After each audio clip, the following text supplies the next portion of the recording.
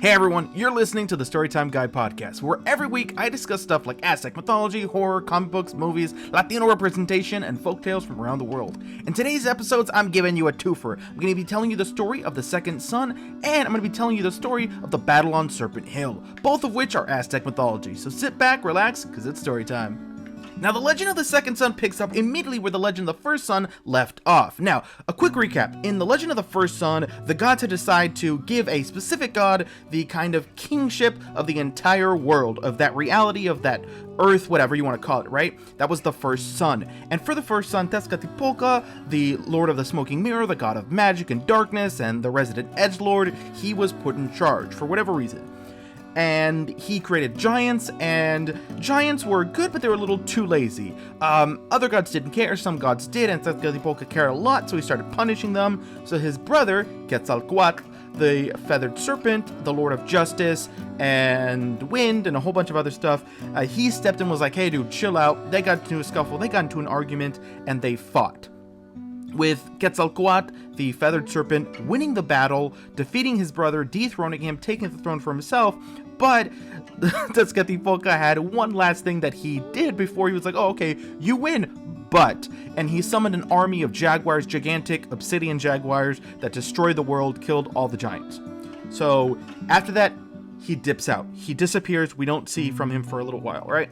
So Quetzalcoatl is like, okay, well, I guess round two, let's build the earth a second time. So he creates monkeys, and this is for a few reasons. So while giants don't exist nowadays, monkeys still do, especially spider monkeys exist in modern day Mexico. And that was actually really important because the Aztec believed, the Mexica believed, that spider monkeys actually had, they were like airbenders. If you know, like Avatar: The Last Airbender, they believed they were airbenders. They believed that spider monkeys, the reason they could leap so nimbly through the air, through the sky, is because they could actually control wind. They could, jump, swing, hop on the wind, however you want to look at it, which I'm like, yo, why is no one turning this into an anime, right? So, yeah, they believe spider monkeys could literally, control the wind, and therefore, if they controlled the wind, they must have been created by Quetzalcoatl, the head of the wind, the god of wind, because this is his gift. And so, because of that, it kind of, created this really cool legendary device where no one really knows exactly what it is, but I'm under the confidence that it is a spider monkey mask. So sometimes you'll see Quetzalcoatl with a red mask on it. It's just around the mouth. It won't cover his eyes, but it covers a little bit of his nose and his mouth, and it's just kind of like duckbill. So some people think it's a bird, but I am staunchly in the market that it is a spider monkey mask, because they believe, it makes sense, right? He made the people believed him, blah blah blah, and more importantly, that wind is able to blow wind, so it enhances his own wind capabilities. So Quetzalcoatl has the fan, and he has the monkey mask. So both those things enhance the wind. So, going forward with that, Quetzalcoatl, he creates monkeys. Specifically, if you want to be, they don't really say what kind of monkeys, but I'm assuming spider monkeys. So he creates spider monkeys to be the worshippers, right? And they worship, they sacrifice for hundreds of years, and everything's going good. So at this time point, I believe every son, by the own kind of dictation of the Aztec mythology, these are each around 100 to 500 years, right? Depending on which son, most of these last a few hundred years, right? So the giants lasted, I think, 200. The monkeys last, I think, even less than that, and you're about to see why. So the monkeys worshipped, sacrificed, did everything that they wanted their race of people to do to worship them, but they made a joke of it. They would play pranks on the gods, they played pranks on the sacrifices, they didn't take anything seriously, and this started to sow dissent into the ranks of Quetzalcoatl. Now, like I said, they don't ever outright say that there is a war, there is an army, there is a force of Quetzalcoatl and Tezcatlipoca, but reading between the lines, there is definitely something there. So, remember, Tezcatlipoca lost the first battle along with his army. It was something I think that Tlaloc, the god of rain, had something to do with. You'll see why later. In the third son, specifically. So, with that out of the way, we start with the second son. The monkeys, they're not really worshipping that well. Quetzalcoatl is he's not really a good ruler. And that's going to come up a lot. is that he is a good person, but he is not a good ruler. And you could argue that we've seen that in Game of Thrones. We see that everywhere. Good people aren't good rulers. It's just what it is. I mean, literally every episode of Narcos, spoiler, if there's someone who is genuinely good and entirely good, they're dead. It happens every time in every episode of Narcos. You're like, that guy's a good person, dead. So, I think there's this mentality of Latinos that we think that way, that like to advance, to go forward in society, you can't be purely good. It never works out, because there is always, if you are purely good, there is always someone who is definitely not good who will take advantage of that situation and take advantage of you. And that's exactly what we see here in this mythology, where Quetzalcoatl is this good person. He follows the rules, he is justice, sacrifices is really limited under him because he doesn't like sacrifices, and the world goes to shit. So, other people that have said like, oh, Quetzalcoatl, yeah, he didn't like sacrifices. You're going to find out why that's a bad thing, that the world needed sacrifices. So when he rules, it turns to crap. The world turns to crap. The monkeys don't sacrifice enough, and he doesn't require that much sacrifice from them anyways. And so the earth starts rumbling, the gods start losing their power, everyone's upset, and with all of that, the seeds of chaos have been sown. Tezcatlipoca makes his move.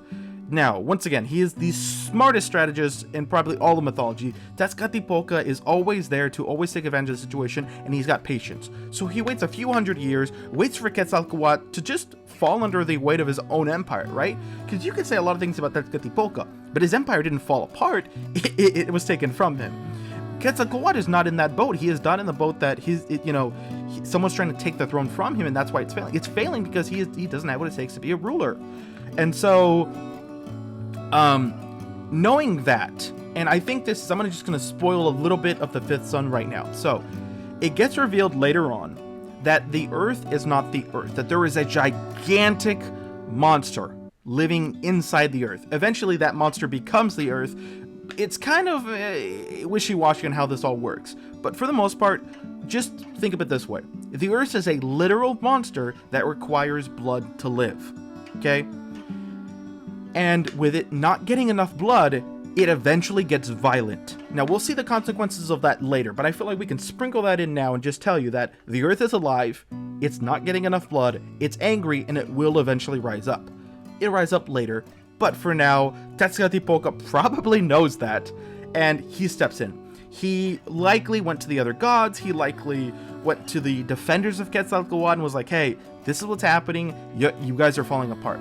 And so, when Quetzalcoatl is at his weakest, when he's lost his friends, when he's lost everyone around him, that is when Tezcatlipoca strikes, and that's when Tezcatlipoca dethrones him. So it kind of changes depending on where you're reading, the source you're reading from, of how this exactly went down. But the gist of it is that while the first season, the first son, was an epic battle between two forces, this is more personal, this is more intimate. This is a battle specifically just between Tezcatlipoca and Quetzalcoatl. And while Quetzalcoatl is a arguably better fighter, straight up, Tezcatlipoca is smarter. And one of the things he does is that he not only defeats Quetzalcoatl, he defeats him with his own powers, or at least takes his powers during the fight. Now, I don't know anything that how he could do that. He's the god of magic. He probably came up with something, but the gist of it is that he fights Quetzalcoatl. He dethrones him. He doesn't ever say how. He doesn't kill him. He doesn't throw him into the ocean like he did with him. We really don't know what happens to Quetzalcoatl. All we know is that he loses. He loses the throne. He loses his powers. So you could, depending on if you wanted to write this, we always like theory crafting while we're doing this stuff. To me, it's like, I think he realized that he didn't want to be king and he gave it up. That's the way I view that. I view that as, it is a guy who goes, hey, you know what, brother, this ain't for me. I was wrong to dethrone you, but, sorry about that. I was wrong to dethrone you, but, this ain't for me, right? So, going forward, I think he gave up the throne. I don't even think they fought. If they did fight, it probably wasn't a long fight, but I think he gives up the throne. I think he's like, look, whatever, because what happens next is interesting. I think this is where a lot of also theory crafting could happen, because the world gets destroyed by Quetzalcoatl, right? He summons a windstorm, tornadoes, thousands, millions, just a giant tornado, or hundreds of them, to destroy the Earth, to destroy all the spider monkeys, right? Now, the spider monkeys eventually, like, jump into the trees, and a few of them live, but for the most part, they all get wiped out. And to me, for a guy who doesn't like sacrifice, that's pretty hardcore for him to do, right? But for a guy that I think is strongly in penance, that he believes in, like, you have to suffer for the consequences of your own actions because he is justice, I can see him doing this. I can see, because some people write this, that Tezcatlipoca took his powers, and Tezcatlipoca, pretending to be Quetzalcoatl, destroyed the Earth. But to me, I don't necessarily know if I agree with that. I think knowing the two brothers the way I do, I think that's what they told everyone. I think Tezcatlipoca, because he loves it, look, everything that happens between them, just like with your own, if you got siblings, you know this. When you have arguments, you have things, you're willing to take the hit, especially for your little brother, right? Because Tezcatlipoca, he is, if I'm not mistaken, older than Quetzalcoatl. And so he's looking out for his brother. He's already the bad guy. People already don't like him. And you're going to quickly understand that Tezcatlipoca is the kind of guy, he's like Wolverine from the X-Men. He's the kind of guy that is willing to let people hate him for the better of mankind. So to me, it's, you know, we get the story of, oh, Quetzalcoatl was dethroned and Tezcatlipoca took his powers and Tezcatlipoca and did everything, right? I don't know if that's what happened. I think Quetzalcoatl killed everyone. He realized that he goofed up. He realized that they needed to restart everything.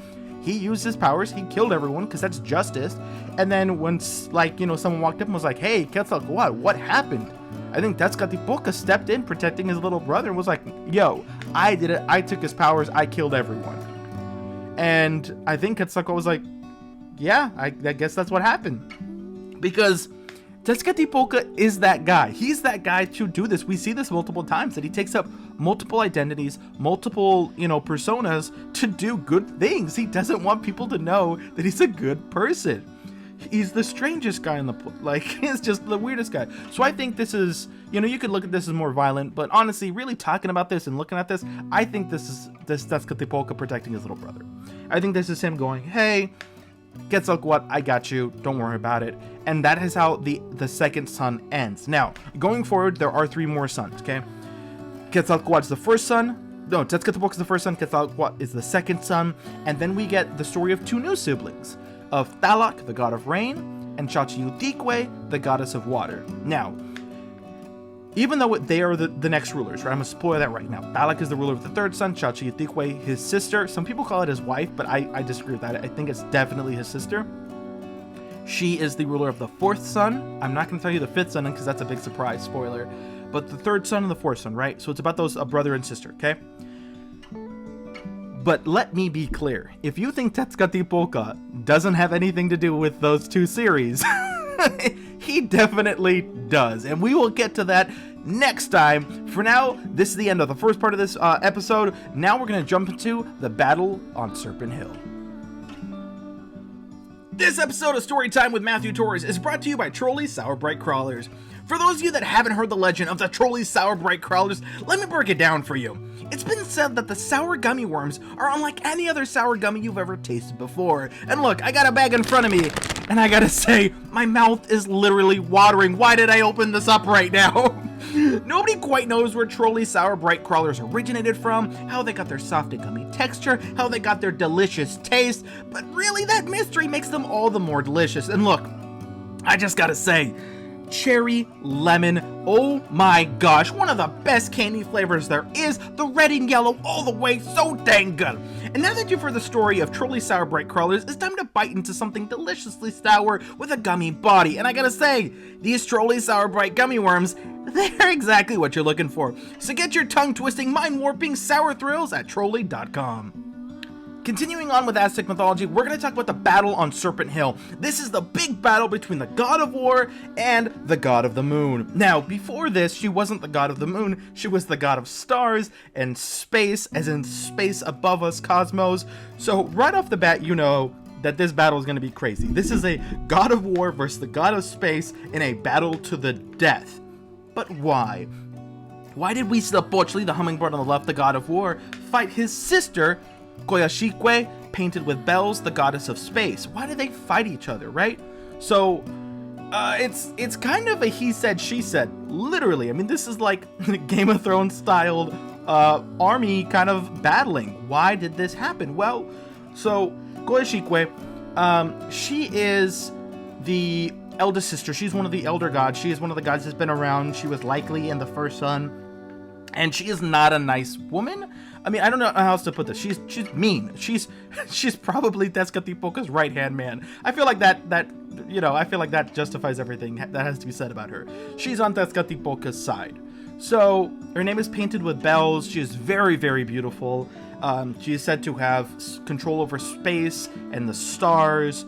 And so that is kind of how that goes with her. There's really not much about her. We don't really know much about her. We know that everything about her is from what's about to happen. All we know is that she's not a nice woman. She has some pretty hardcore festivals and sacrifices in her name. But really, that's all that we know to it, right? Now, so their mother, Coatlicue, the skirt of snakes, right? Or the snakes made of skirts, however you want to put it. Coatlicue is the mother of both of them. Now, she is a very nice woman. She's a very strong woman. And she is, so she had the one father with Coatlicue, the painted with bells. So the goddess, I'm just going to say them by their god titles because this is going to get confusing for all of us. So the goddess of fertility, that's their mother, gave birth to the goddess of space, right? With another god.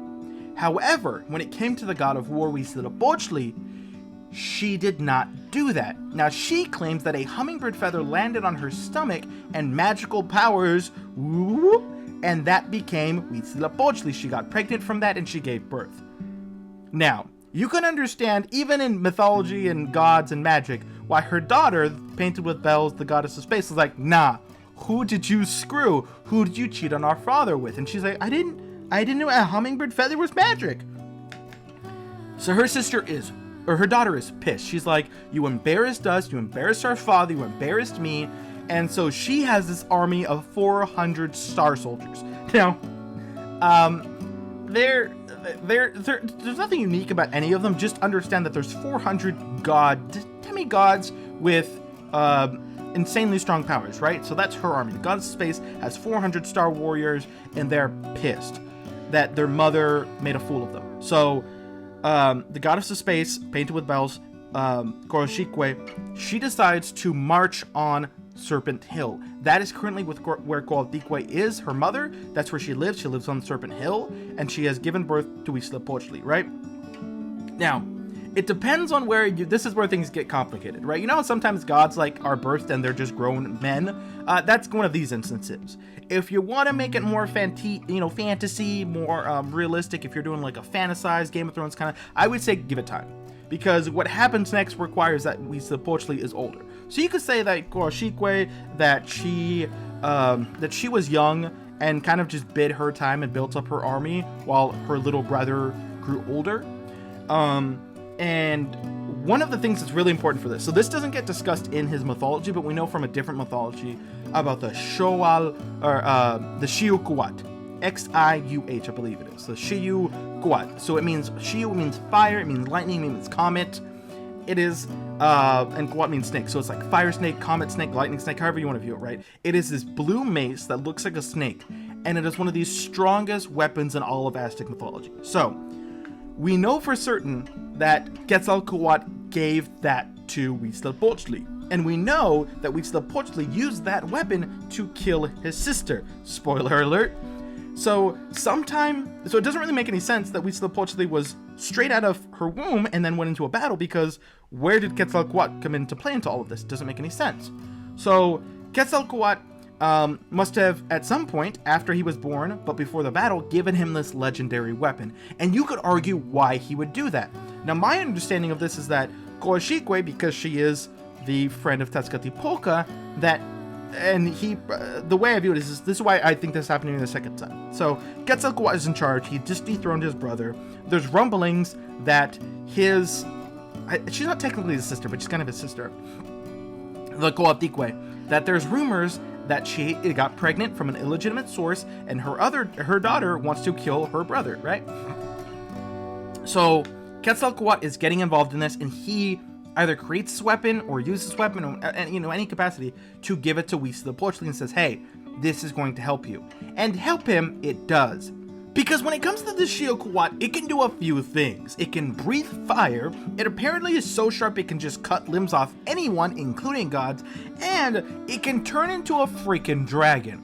So Quetzalcoatl was like, okay, there's a war about to break out, and I don't necessarily like Tezcatlipoca's, ex-flame or ex-friend or whatever, so I'm gonna help out technically his little nephew, Huitzilopochtli. Now, sometimes Huitzilopochtli and Quetzalcoatl and Tezcatlipoca are seen as brothers. Now, you can take that any way you want. I don't take that literally. It doesn't make any sense for multiple reasons. There's so many mythologies with this, with all of these characters individually, that they all have their own mothers and fathers who are not related to each other. Other times, it's said that they're all from Umutiot, the creator god. Other times, like this, Huitzilopochtli is born from Coatlicue, but then he's like, oh, my brother, Tezcatlipoca and Quetzalcoatl. They're not born from Coatlicue. That's not their mother. How can they possibly be brothers? So, yeah, so it just doesn't make any sense. So I'm going to just say this, that he may call them brothers, but I think it's more of like a military, familial kind of like mi hermano, They're not mi primo. They're not related in the literal sense, right?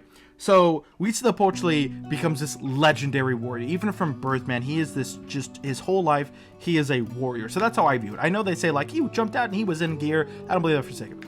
I think that he grew up, he trained his whole life knowing that his sister will come for him. And with that in mind, Quetzalcoatl trained him, because Quetzalcoatl is a legendary trainer. So we have this really cool story where Quetzalcoatl, while being a king, is helping out his little nephew become a legendary warrior.